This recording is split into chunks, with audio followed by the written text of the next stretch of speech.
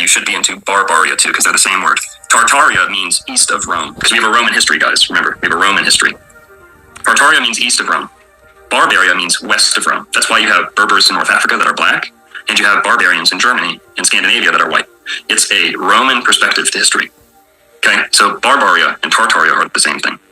Well, in the Barbary Wars, where America was fighting Moors, we were fighting Morocco, Mauritania, Algeria, I think, these Moorish countries. That was in the early 1800s, mid 1800s, the Barbary Wars.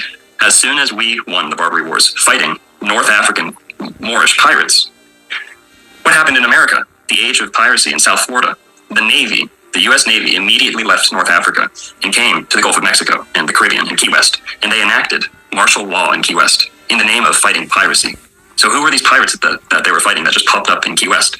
Well, Florida was acquired in late 18-teens, early 1820s, right? Officially. In 1820, there was not a single permanent resident in Key West. By 1830, Key West was the richest city in America. How is that possible? That's crazy, dude. And we're told that it was all due to pirates that were making such good money, and shipwreckers and divers, treasure divers. Well, I guess all these pirates were doing their taxes if Florida, if Key West became the richest city in America, and it was the most populated city in Florida. One problem, there was no bridge. You had to get there by boat. So what was going on in Key West, where it was in a matter of 9 years, went from not having a single person living there to being America's richest city? What happened? Well, it was pirates. It was the Barbers, the Berbers, the Seminoles, Semitic people. But they showed. Hold on. So you're saying? I think they moved in. They just moved in with all their pirate booty. It's more just that the magnifying glass went to Florida because they were fighting the Moors. Okay. America was fighting the Moors in North Africa. As soon as that war ended, we unofficially started fighting the Moors in South Florida. Okay. Oh, so we went in, took over, and then we're like, oh yeah, by the way, there's a lot of gold here, and now it's the richest city out there. Yes. Whoa, bro. Yep.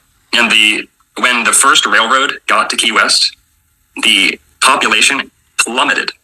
So think about that. The only way to get there was by boat up until early 1900s, 1910s, I think 1920s maybe. When the first railroad got to Key West, that Flagler used slaves to build, right? And Seminoles. They were using Seminoles and slaves to build it. When they got there, the population decreased. So how does that make sense? If this is the first time that you can actually access it by land, all the people just leave? Makes very little So they sense. went there and killed everybody. Is that what you're saying? Mm-hmm. Mm-hmm. They went there, killed everything, transferred the wealth to essentially the white people, the new white people, and that's all there is to the story, really.